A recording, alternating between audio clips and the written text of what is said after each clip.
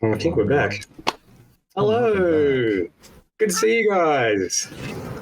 It's us. It is a long time. Good to see you back. Hello, everyone. Wait. Oh, my goodness, there's three of us. I'm so glad to be back. How are you guys? Good. Wonderful. So good to have you back. Glad to have you back. Have some classic TSP Social Pillar podcasts. It has been, just to say, it's been a blast to watch it the last few weeks as well, and just to see how it's been going as well, and just to sit back in the audience for a change. Yeah, so it's been awesome. Yeah. But yeah, thank you for holding the fort while I've been away. And welcome everyone. Hello and welcome to The Social Pillar, an ongoing conversation about the value of role-playing games and their crafts, cultures and communities around our world. And before we get started, I'd like to acknowledge that we're coming to you from Aboriginal land in Australia, coming to you from Darug land from where I'm at, and from other clans and locations for my fellow GMs. We'd like to acknowledge the traditional custodians of the land that we're streaming to you from and pay our respects to elders past and present, extending those respects to any First Nations people who are watching today. In fact, we would love to hear from you, so please do enter into the chat. My name is Ian Zamet. I am Roleplay Experience Director, connecting the world through group storytelling, one group at a time, and returning from my wanderings over the past 3 weeks to rejoin my fellow GMs of such lethal cunning.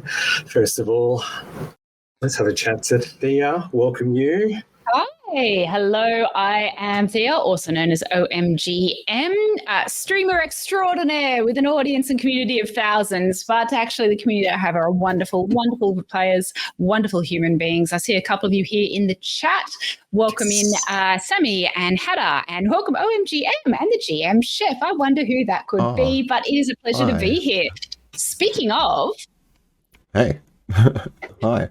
I am the GM Chef. But most people just call me Jared. Welcome back everyone to a classic episode of the TSP. We are back again, and I think we've kind of accidentally chosen a really good topic in a way. Accidentally, 100% intentional. Because we like having Ian around, and we would like to do many more episodes with Ian, and I think that just segues straight into tonight's topic, which is bringing new players into an ongoing game or into a gaming group, whatever fashion that may be. Are you inviting someone in? Is someone else looking for a game? Whatever the circumstances, there's a little bit of a ritual to it, and we're going to dive into that, I think. Yeah, perfect timing. Well, it's funny. Yeah, we planned, full disclosure for everyone out there, we planned this as well. We're looking at this season, and I was going to be away from here. So why not have this to reintroduce a new player into a game? Because it seems like, because we're talking today about what it's like to bring new players into existing groups. This is not about all groups of new players and trying to come in. It's when you've got an ongoing group and somebody joins that group. You do it. And I like this because I have a feeling we'll be talking about tonight not just new players to a group, but players who've been and left and come back possibly after many, many months, years, or something like that, which is similar. So, on that note, Thank Renato Covis for their sub. Thank you for their Prime sub. Hey, Renato, fellow GM. You're a blessed person. On last week as well. Indeed. That was awesome. Well, it's on that kind of a big thanks to Renato and anyone in the chat. Before we go any further, if you have your stories about bringing new players into groups, the exhilaration of it, the challenges of it, what it brought to your group, some of the benefits, we'd love to hear from your experiences too. So we're going to start discussing a bit about our stories, and so you can add to this conversation. Bringing new players into an existing group, it can revitalize and add new dynamics to the group. It's essential to manage this process thoughtfully to ensure a positive experience, both for the new player and for the existing members who are there. So to start off, we're going to look at this. Why is it important? What's the value of bringing new players to your group? And how can introducing a new player benefit your current group dynamics? What potential challenges might arise? So it might be good to put to each of us with your own story. So, Thea, let's have a chat to you first. What's been your experience, an experience you've had of this? Yeah, well, I think it's interesting because, as I've mentioned on here before, and as I think we've talked about, my entire game, the OMGM community, is set up to bring in new players and to have people come in and out. So for me, having people come back and join games is very common. And I'm not sure, to be honest, thinking about that, I'm not sure I do it super, super well in terms of integrating people completely into it. I think it's very used to bringing in people who are joining a game, having not played in that game or with that group for a little while. And I think I set up the games to do that. So we'll have people, in fact, I've got a game coming up this weekend where I've got a couple of people joining who know some of the players in a different context, but are experienced D&D players, but haven't played with our group before. And I've been really fortunate. All of the people who've come in and joined my games bring their own element of chaos, which I love. And I think bringing in new people to the game is really important. Something that I really value is that every person who comes in does bring their own brand of chaos.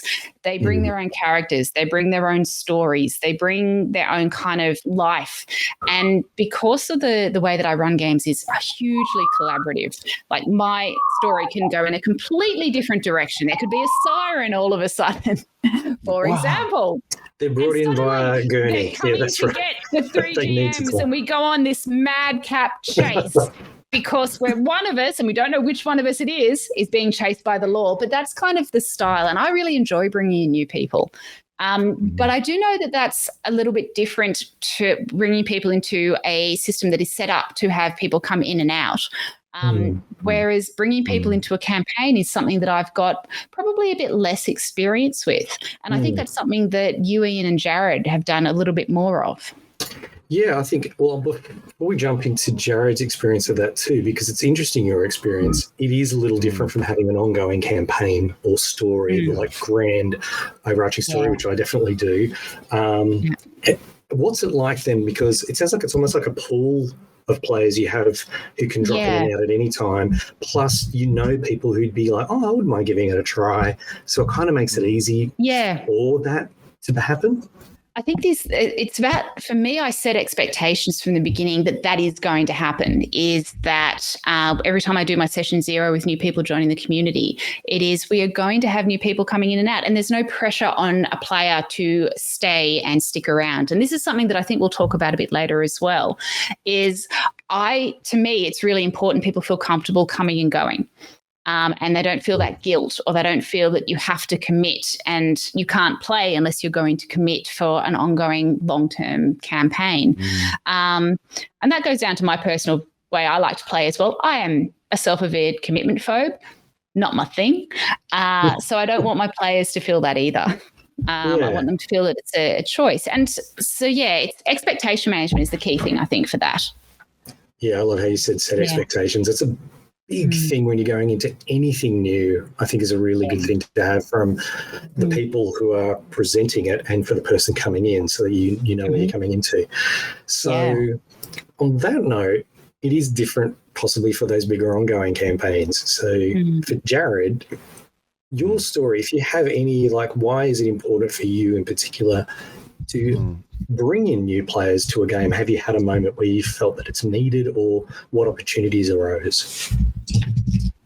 I would say it's generally always been down to sort of fate, like obviously embedding yourself in the community, finding places online. Before we jump away, I did just want to say, like, with Thea's setup, it's perfect for new players as well, because it just lowers the barrier to entry. And that's just touching on that whole commitment thing, is it just lowers the barrier to entry, and like any time that's applied to people getting into role-playing games as a new player, love it. So like I've definitely just been around in the community, going to game stores, meeting people, starting to get involved in conventions. It just, my network grew, so I've never been short of players. I think I was running for 32 or so unique players at one point on like ongoing campaigns when I was doing it like full-time professionally during lockdown. So I've had to deal with people. So again, there was also the financial component of it, because when people didn't show up, what happened, all of that. So again, I'm talking about the bigger barrier to entry here, which is there was definitely a discussion where somebody immediately mentioned to me, hey, someone wasn't there this week. They actually didn't want to pay because they weren't there, and that hadn't been discussed before. So they said, look, they said it's fine, they'll cover it this time. And I said, look, that's fine. We'll do a per person rate. And then we moved on. So when it comes to campaigns, there can be much, much bigger commitment because obviously I'm delivering an ongoing experience, and that's for a select group of people. They obviously, everyone's always asked me if they wanted to bring people in. I've never said, like there's obviously no remorse if people leave. Like it's just, life goes on, but it's always been discussed. And I think that's the main thing is you are going to be changing things. There's the people dynamics, the group dynamics, the narrative, what's happening with that, how is that going to change? So I've definitely had people leave and for work reasons were abroad, came back, we wrote them in, glorious, super fun. Curse of Strahd had to. That's a good point. Curse of Strahd, what's that? We need to get a Curse of Strahd emoji. I need to talk about this Curse of Strahd. Even within that started with 3 people. And then the next week, somebody was invited. I invited somebody. We ended up having 8 players at one point. Wow, Yeah, that was very early on, early 5th edition when it all came out ages ago. So absolutely have dealt with bringing those people in and actually having to remove players as well due to unfortunate circumstances. So I think we've talked about that, or we should. We have talked briefly about it, I think, before. I think this is the interesting thing about the adding of new players as well. It sounds like circumstance. That's actually the experience I've had as well. It's rarely because I've had a group too small. That's if sometimes people have dropped off just because of life. I know that that's with a group of friends of mine run that we had been running a game for a number of years, and then it just came down to 2 people who were regular players attending, and it was like, this can't work. So trying to get new players in so that it can have enough, because there is that core group number of a team working. 3 can do it, but 4 is actually a really good number, and then up to about 6. 4 to 6 is like a really good dynamic for teamwork. And I've found, we could talk about sizes in general. 7 and 8 starts to. It's not that kind of stream. This is we've got on that. Sorry. 7 and 8, when it starts getting up there, it's a little bit more unwieldy, but it can still work, actually, just how you play it. But I know that when it is about 3 players, it is starting to push it in terms of just how much you can do with the group as well. So for me, it has been usually the times where it has been coming in is to hopefully build a group, or it's been, like you said, Jared, I think this is for more the personal groups and the ongoing campaigns. They tend to be a bit more personal, and it's usually friends of friends who are saying, they're really keen, they'd like to come in. And it seems to have a little bit more weight and discussion about how it'll work. Whereas I think for you, Thea, what you've been saying, that would be really useful for like group gaming stores and things like this. That expectation to be able to say, this is set up so that people can just drop in if need be. And we'll, And I think it's catering to what people are comfortable committing to as well in terms of time. I think, and I know I'm going slightly off script because as if I wouldn't do that, but I think that some of the barriers to play are people see these streams of, ongoing campaigns and they think that's what it has to be. And I really feel that is a bit of a barrier to people. And then if you have a group where you have a set group and maybe you don't necessarily gel with those players, but people feel they might be stuck with that group because they've committed to a campaign, I think that can be an interesting dynamic as well, and something that I'm keen to kind of avoid. I'm just noticing in chat there's a few people say sort of anywhere from 5, Lost likes table of 5, Renato likes 6 to 7. So that and I like Renato's comment talks about having 6 to 7 players, so you can consistently have that 4 to 5 sweet spot. Absolutely. It gets harder the smaller the group, because if you have 4 players, which is enough spotlight for everyone to get a really good engagement, there's less distractions as well. It does. It is. Most of like D&D has always been around the 4 member sort of party. It's always been balanced that way. So it just works for a reason. And I've always noticed that when you have that and you miss one player, that's like 25% of the party. It feels weird. Who runs them? There's all of these things that I think we could talk about in a whole nother episode. It's just sort of, We definitely need to talk about what we do when you have small groups, because I want to talk about running small games and two-player games, but also when you have a key member missing, like say you've got an arc planned and you've got, or a whole bunch of undead and your cleric player and your paladin player are gone. Is it appropriate to shove a side quest in narratively? There's so many things that a GM does actually have to consider. So we could actually probably do a whole app on that.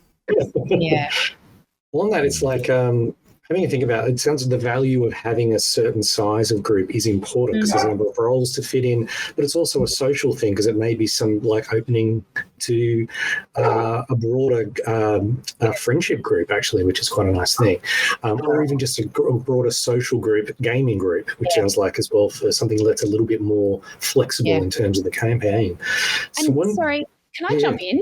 Had a thought on that, because it's also when you have a really small group, it's much more intimate, and it can actually be a little bit more confronting and make people feel more vulnerable when there's like you and the GM or you and two players.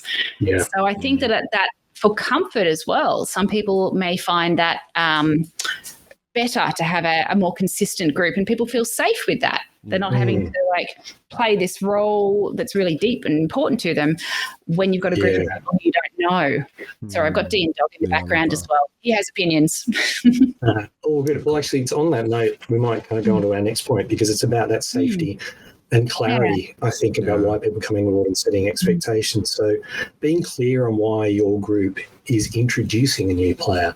So clarity on why the player is being introduced helps aligns the group's expectations and prepares them for the change, and understanding the reasons why they're coming on board can provide smoother integration.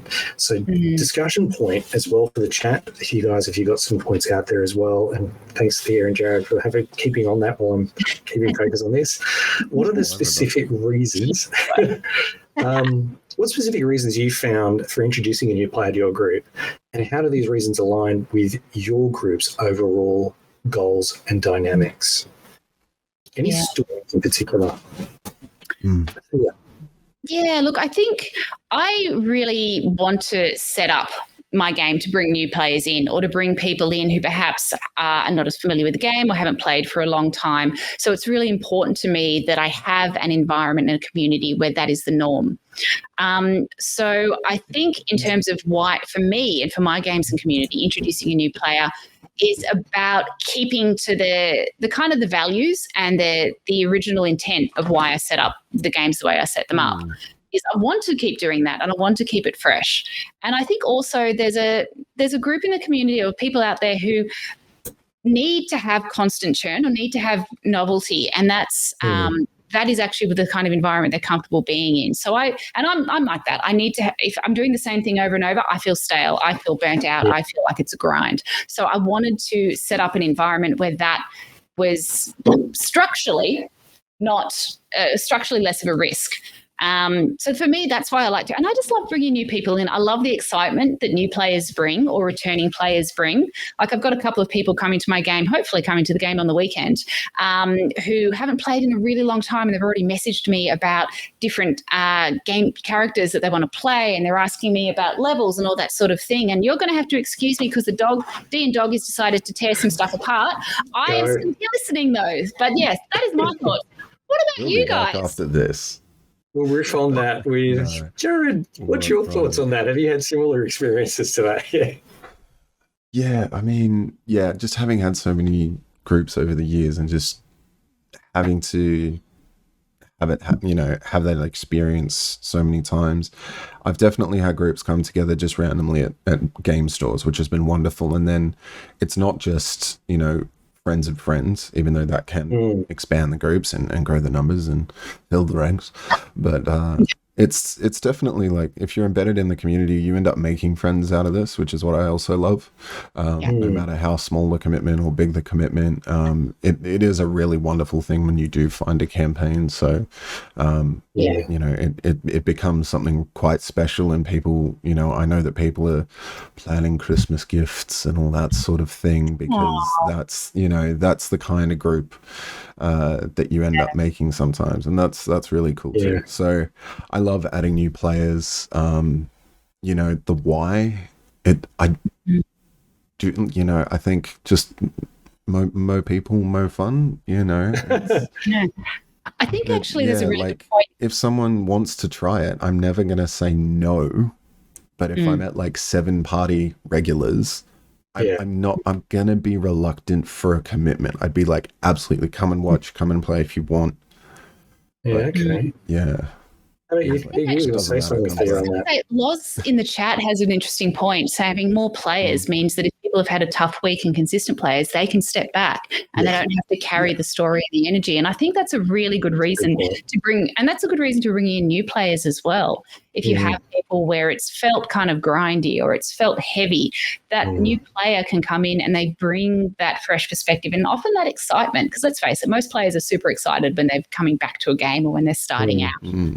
I think that energy can be really important to reinvigorate what is an ongoing campaign. I feel like my bias towards commitment phobia is showing. So I'm like, oh, you know, when you're stuck in a long campaign, I don't mean it to come across that way. It doesn't seem to be to me. It doesn't feel like it's coming across. Right, though. Absolutely right, because I've just taken about almost 2 full month break from my regular campaign. And when we're coming back, we are bringing back a player from early in the campaign. Awesome. So it's a double whammy, and absolutely the heart has grown fonder. Everyone is absolutely amped up for it. It's gonna be a spectacle. It's an arena battle. It's a whole theatrical experience. It's gonna be good. So it's such a good reason to bring someone back. Is actually a new player, being an older player who's actually been in there, left for a while, but coming back, and so that being clear with the group to say, there's a sort of legacy there already that's already established in the group, which is quite cool. Familiarity, and because it's just a collection of spell jamming ships that have arrived on this satellite, basically. There's all kinds of races, and who knows where those ships have traveled and what's happened to their companion along the way.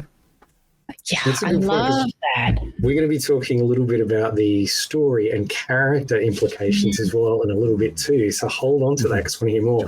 I was going to mention I had similar experience as well about with 2 different groups that I've had over the years about adding more people to a group, and one was specifically one group.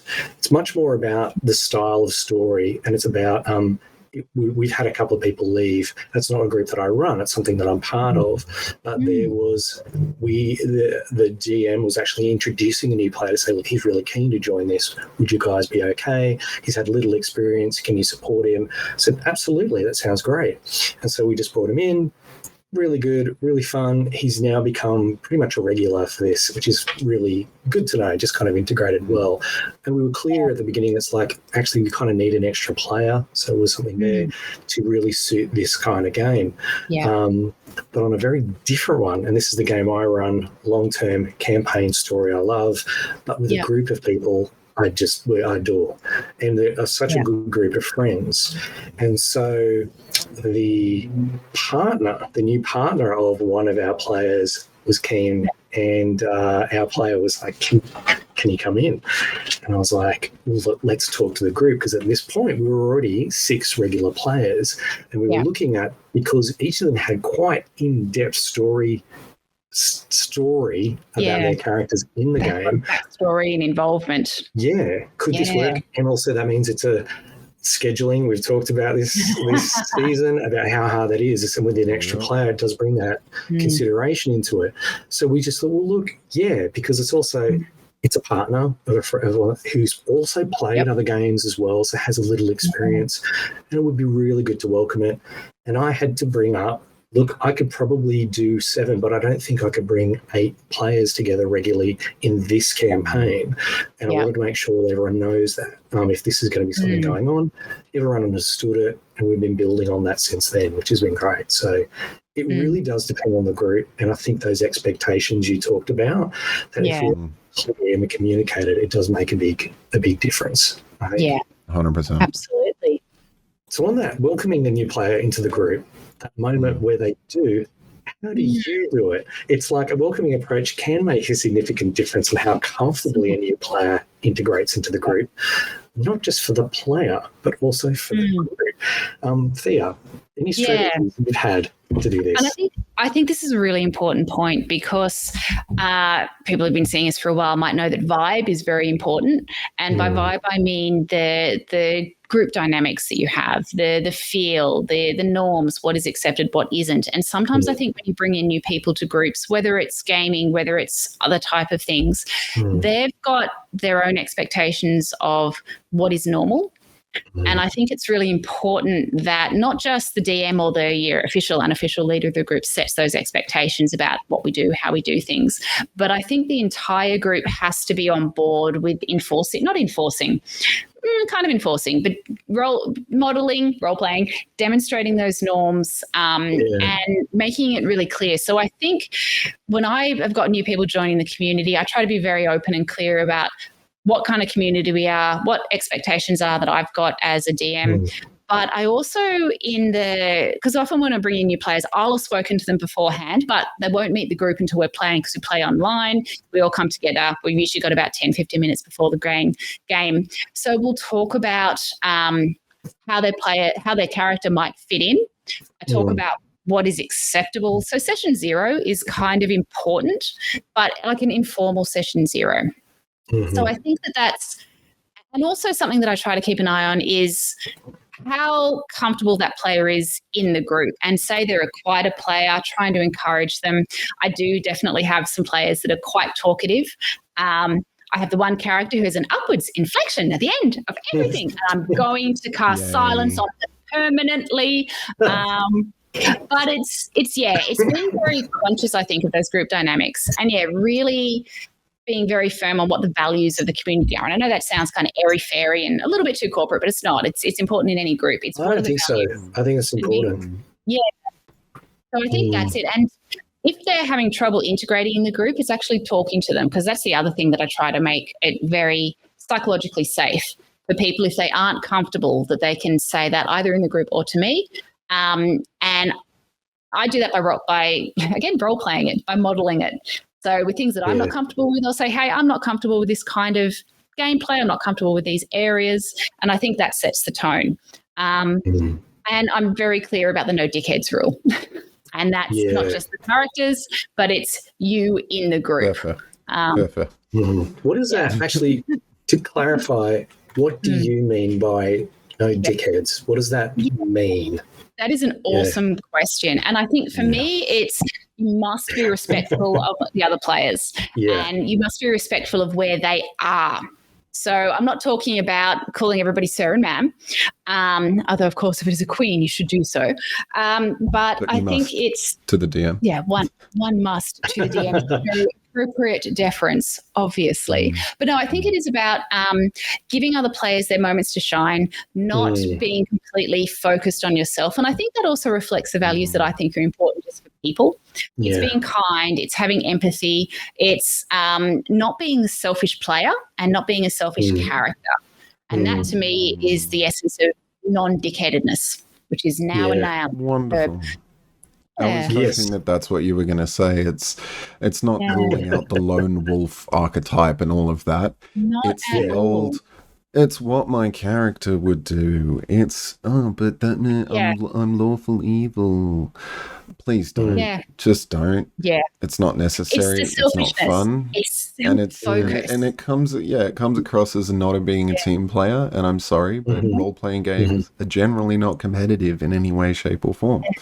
And everyone gets to share the spotlight and do the cool thing. So chillax. It's a fun, collaborative environment first and foremost.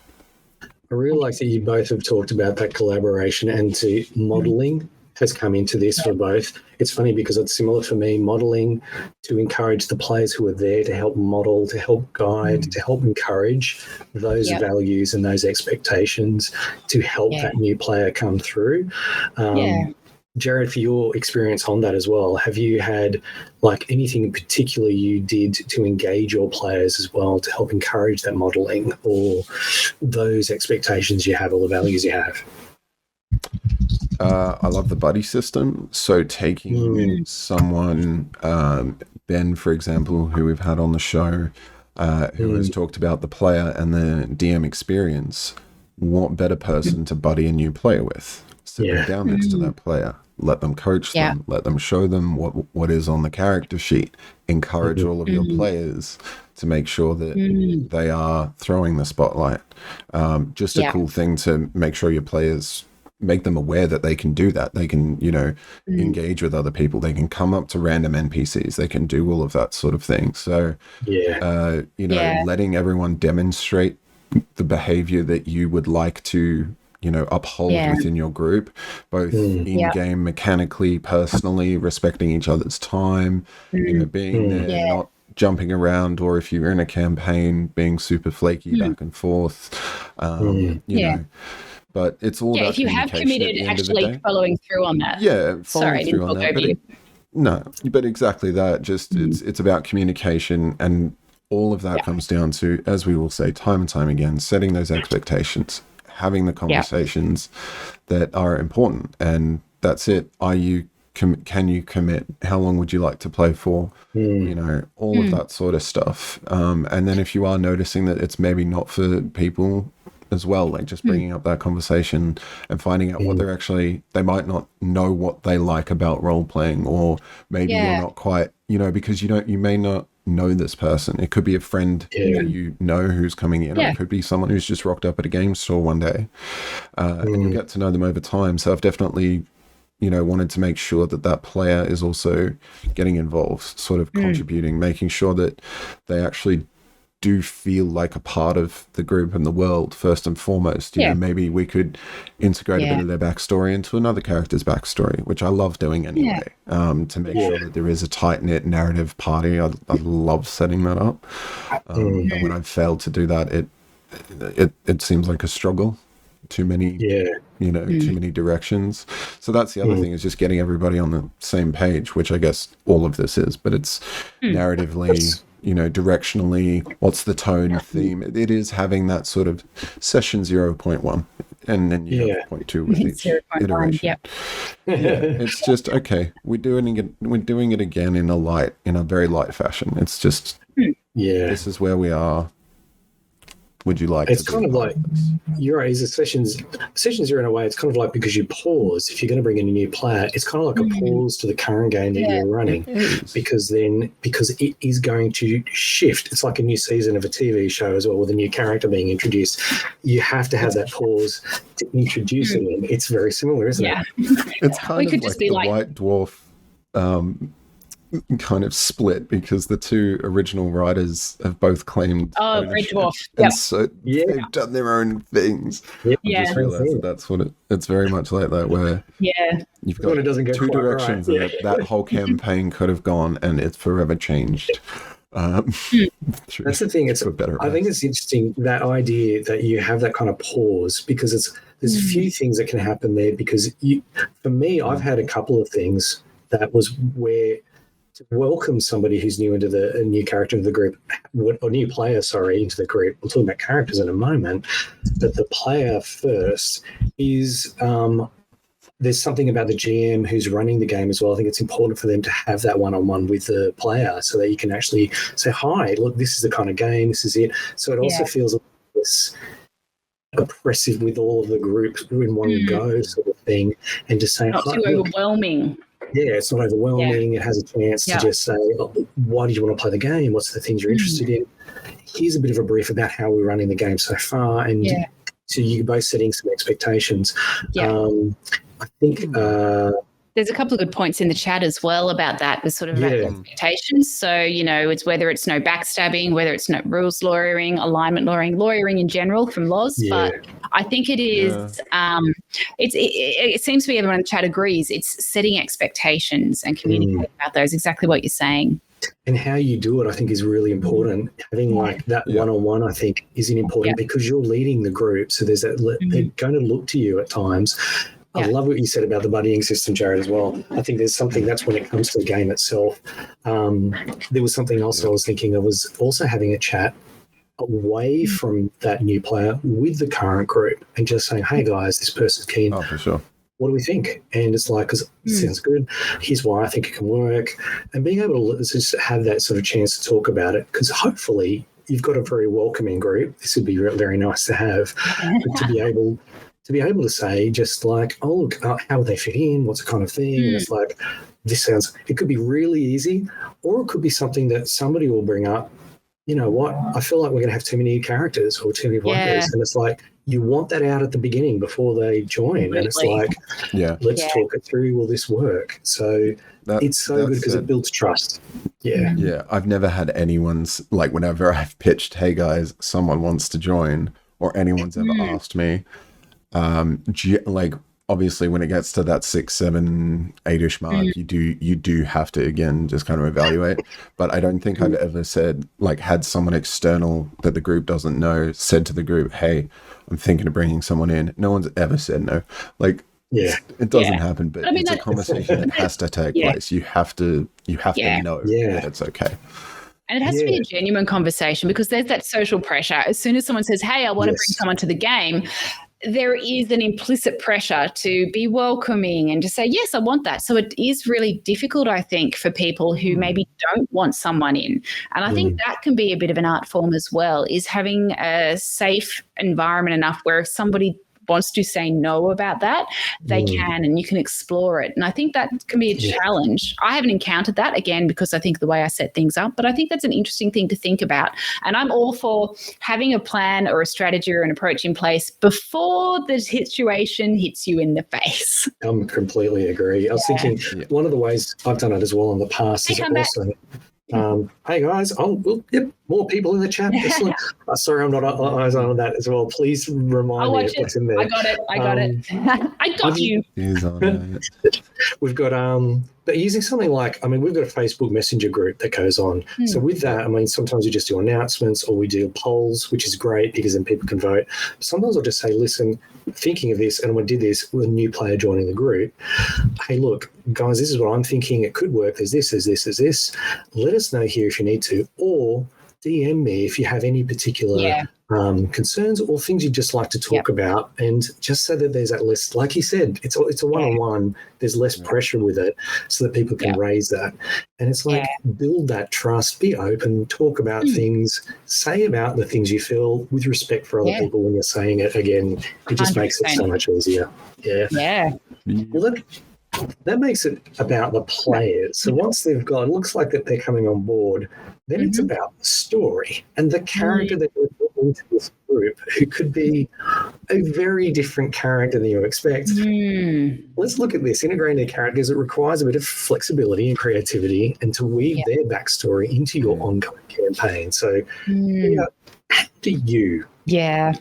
So I think it's part of setting up having an ongoing story, ongoing arcs, and a persistent world, but that is set up so that people can come and leave and join and play a few games and then not come back for a little while and then appear abruptly. I think for me, it's having a bit of an understanding of the backstory that character's bringing, and picking up on the small things where I can bring that out, because players love it when you bring out something about their backstory. And what I have found, and I think maybe I'm very lucky in this, is my players are really open if I suggest, so this new gnome that has appeared in the party and has somehow got themselves pasted to your turtle's shell, they seem really familiar to you. And so I think I'm lucky in that a lot of my players will go with that. And I do keep little key points of backstory. Now, not every player is going to bring a whole lot of backstory. Some of them, they're new to the game, particularly newer players. They're like, I come from a happy family, and we grew up in a town, and I left to seek my fortune. I know that's not the typical one, but it's and I had a pet. I had a pet cat. Okay. And the cat's name was this. And I remember that. And that's now the Tabaxi's name, or an awakened pet's name that comes up. So I think for me, it's getting little snippets of the backstories or things that they've said and weaving that into the ongoing story. And I think what helps me do that is I am very loose with the particular game story. I have key points and the world, things that will happen that are persistent, but I'm quite flexible about where those happen and how that fits in. And for me, flexibility is really helpful to bring characters into the story. But again, this is set up to have people come in and out. I'm really curious about, because I know both of you have run sort of much more in-depth campaigns. Some run, or Curse of Strahd or something like that, where there is a set story. So I think it's interesting, and I'm really interested to hear how you've done that, where there is not just a persistent world, but persistent characters with story arcs and persistent stories. On that note, we should drink every time Curse of Strahd is mentioned, I think. We should, actually. So on that note, Jared, that is a really good point from your perspective. What's it been like introducing a new character into an ongoing campaign midway, like in the middle of something? Have you had an experience like that? As much as I wanted to jump straight in, Renato from last week, if you were here. Yeah, Renato. He just put a wonderful sort of approach that he has in the chat. He just said, he sends a full game and campaign guide explaining the character creation, play style, and the history so far, with some boundaries around what the new PC can be, the player character. So it fits with the adventure and the new players join. Yeah. So it gives, obviously that makes sense, because I've heard of people going to conventions with a character that they've made, an amazing sailor, King of the Seas, absolute legend, swashbuckler, knows his way around ships. The one shot at the convention was set in a desert. There was not a ship and a drop of water to be seen. Whoops. So that's why we love having blurbs at Collecticon. So from there, he invites them to come and watch a game first to get a feel for the group, how the dynamics play out, and how the play style sort of comes across without the pressure of playing. And then eventually he works with the new player one-on-one to develop a backstory that adds to the plot and suits them. Yeah, that's great. That's wonderful. That is Renato's still coming in with the tips. He even had some bomb-ass tips right at the end of last week. He did something that a guest had never done before, which is, as we introduced next week's topic, was like, I've got something for that. And here it is once again. We love it. Thank you so much, sir. I also like Lawson's point. You just brought in a cleric, and their deity was another character's dad. So I love that. That's that picking up on points and backstory and weaving that into your pre-existing story. That's interesting. Well, I love what I love what Renato said. I was like, you're going to lead on to that as well. Do you do something similar to what Renato's suggested there? Or Loz has suggested there as well, because that sounds cool. Yeah, I mean, you can definitely find like shortcuts and ways to just go, okay, pre-existing relationship, we'll work some backstory, or they knew each other in the past. Very easy to start, knitting together player character relationships, which I think is a really nice thing to do as well, to make that player feel welcome. So again, we're doing a narrative thing again for the sake of the player, and everyone else kind of feels like they have a reason to engage with that player. Works on so many levels. So I definitely find that what I did with like Sim was an absolute shortcut. We kind of just sat down with D&D Beyond and kind of showed him what it was. We picked some stuff. I said this would work, this would work.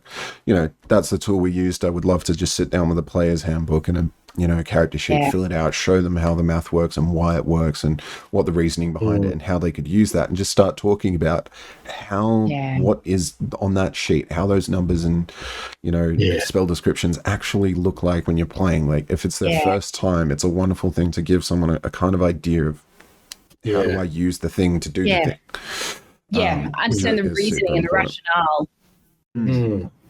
Yeah, but narratively, I love the shortcut of what I did with Sim. You have amnesia, and then I've been able to just kind of start throwing things. He's found the bag with the name of a companion he knew he was traveling with at the time before all of this happened. He was found in mysterious circumstances on an abandoned beholder spell jamming craft.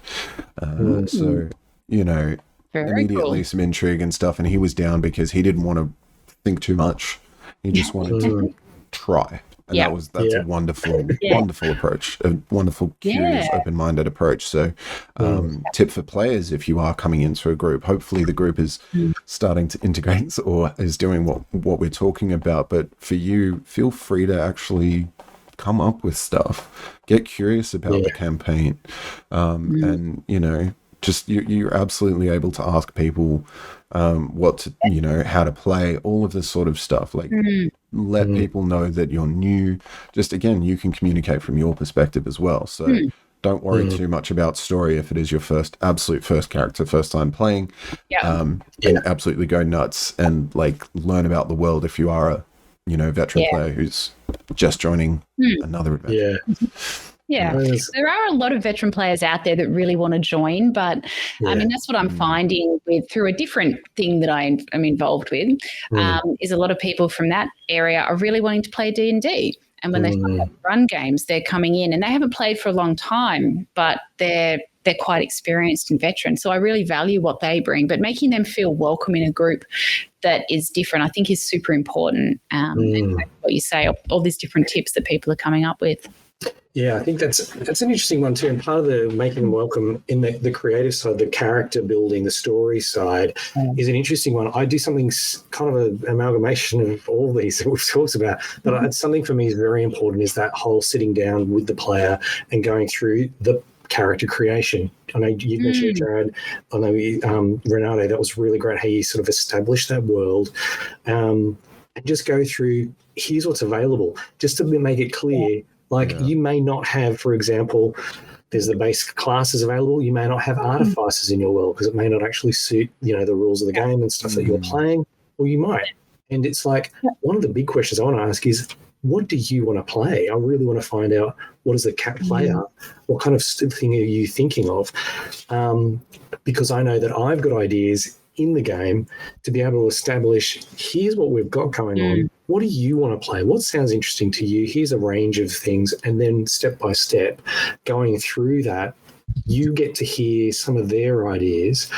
And so that means it helps build their trust and also their creativity so that they know they can speak and say their ideas. But the other thing is, it's great because then I, as a GM, get to hear ideas that I'm like, this could link to this idea, it could link to this player's backstory as well, or it could link to this plot hook that's coming in, or whatever. And I go, and then you can say, it may, if it doesn't like really gel, you can even suggest other options that can actually work within the world and say, how does that sound? And so there's a real collaboration to it, and then it becomes already a group story. It starts actually to build because you're involving other character stories that you're already working with. I think that's so important. So that discussion, I think, to build it and being open to bringing ideas in is exactly what this game is about anyway. So absolutely, So now that we've got the chance to have a talk about character and players being welcomed in here, how do we make sure people are on the same page when they come to the actual game? So the idea of making sure that people know the story and dynamics in the gameplay is probably the most important thing. So when you come to the game itself, to start with. Yeah, I mean, I think I hate to sound like a broken record, but I think having those expectations set up at the start is super, super important. But you're not always going to do that. Whether you forgot, whether someone sent you a message going, I really want to play, I'm free now, can I jump in? Sometimes you aren't, for many reasons, not going to have that one-on-one chance you can. And hello, Dazzle for you. Welcome. Hey, welcome. Thanks for the follow. I think it is, thank you for the follow. So I think for me, in-game, I'm probably very conscious of group dynamics, and that could also be because a lot of my work outside of this is monitoring groups, is understanding how people interact. So I am very aware. Well, I try to be. Let's not blow my own trumpet too much. I try to be very aware of how as best as I can. I'm just doing my best. I try to be very aware of how the group is gelling, and I think when we have new players, particularly if they're the kind of person that is enjoying getting into role play, getting into the story, is making sure that they have the space to do that. And that's super important. And I think that incorporates a lot of what we've already been talking about is, using their backstory. But I think equally important is when you have people coming in and joining who kind of actually want to sit back a little bit, that perhaps for whatever reason, comfort, or this, they like being a quieter member of a group or a quieter member of a community. They like being support, is being very conscious of that and allowing them to have that moment to support. So if, the stereotypical is a person that comes in, plays a cleric or a healer, and they want to be supporting and buffing other people, we're giving them opportunities to do that. So for me, I've got new people coming, like if I've got new people coming that haven't played with the group before, I do have in my kind of list of story points or plot points that are happening in that game, one of those things is always to give them a moment to use the special skill. What is special about the character they're bringing, and creating an opportunity for them to use that specialness so they can kind of revel in it.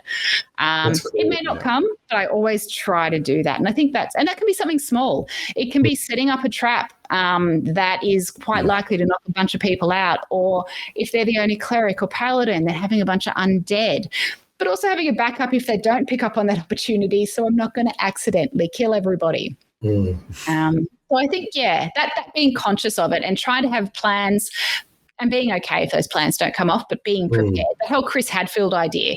You may not get the opportunity, but you won't make the most of it if you're not prepared. Yeah. Completely agree. I love that, setting a space specifically as part of your plot, part of your schedule for the day, to say like, we're going to have a point here specifically to address and welcome this character. So that's a really great idea. Jaron, how about you? Have you had similar kind of moments or strategies? Yeah, those sessions are super fun. It's really, really fun to let players sort of kind of meet each other and like suss each other out, and like it is just a blast, because you kind of like, you'll have to throw to that person, you'll have to talk to this person you may have just met in a funny voice or something crazy. And if people haven't seen what Dungeons and Dragons is, you might get spooked. They may it may be this complete overload for people. It may be this whole crazy thing. And I think, it's definitely fun and important that people do feel like they can participate, they can do this. And when like, there's obviously a moment when it clicks for people where they're like, oh, you can actually do anything. And then that's when they light up and like become official role players, right? I love that moment where they light up and they've got their moment. It's so exciting. Absolute chef kiss, because that's what it's all about. I absolutely am passionate about introducing people to these games and making sure that we do welcome new players to the hobby, make sure that people are coming into groups with open arms. Speaking of coming into groups, Quinn has just raided. So Quinn, Vanessa, another amazing GM. Thank you so much for the raid. We are talking about bringing new people into groups, and look at you bringing a whole bunch of new people. Welcome. Always a pleasure. Quinn is a wonderful GM and incredibly welcoming to bringing new players. I have played Quinn. Has a real skill at making people with very off-the-wall characters feel very well. No, that's actually really important too. Is if people want to like try something on, like be open to that. I feel like as a player learns and plays more and becomes that veteran player, I always find people always asking me, do you have any limitations? Do you have any restrictions? Like, what can I create? What rule sets you're using? And it pretty much comes down to, if I've read it, you can play it. I haven't read any, Exandria, Critical Role, the Magic the Gathering crossover. Don't know the supplements. So absolutely, like if I've read it and I understand it, for sure. And even more, bonus points if it's from that world. If it's an Eberron, play a Warforged, just go for it. because that adds immersion as well. So as long as everybody understands that, okay, we're going to be playing some weird ass classes, some weird ass races, it's going to be a mishmash. Cool, but that just needs to be communicated. And hey, it's always a good thing. It's always a good thing. That's pretty much. I do something like that with my groups as well. Whenever we've got, I've tried to. I can always do better. I'm not experts at this as well, and that's why I'm so glad we're talking about this, because it's rare that it happens, and so it's actually, I'm so keen to learn more.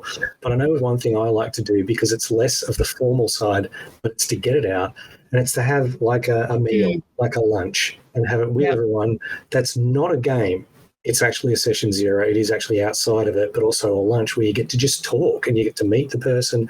And Thea, I love what you said about understanding what people's engagement style is like. Because some people have no problem talking. So you've got no worries there. And they'll be the ones that it's like, okay, we make sure that everyone, the expectations, everyone has a go. So you have to limit that there.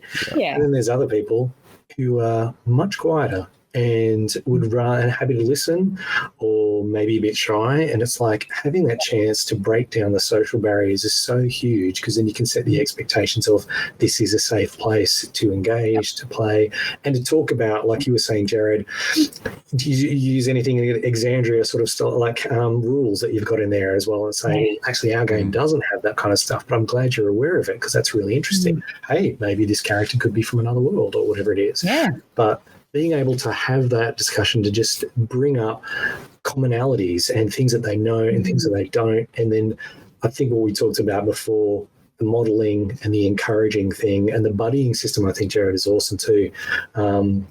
Those things are really useful to start in. It's something that's not in the game, but building that social side of it first, because honestly, that's where people are connecting first, to be able to come to meet together and be a group that wants to meet and create these stories together.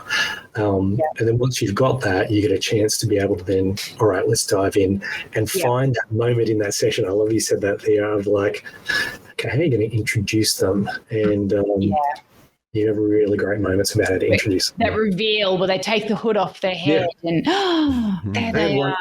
Because we had worked it out with one of our groups, the way that they brought it in was the group had just had this massive battle, and they were recovering, and they'd checked the field, and it was getting a bit dark, but they were really worried because their caravan had been attacked by this giant raiding party.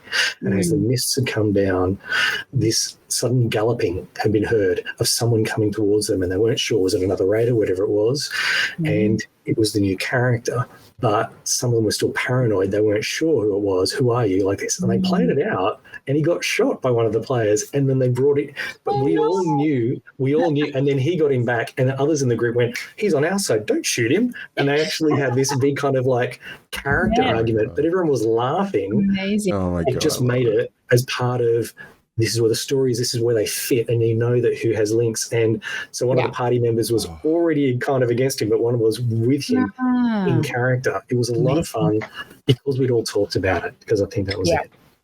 So as we're coming towards, Thea, what are you going to say? I was going to say that I think that's the key thing, is having that communication both within the game and outside of the game.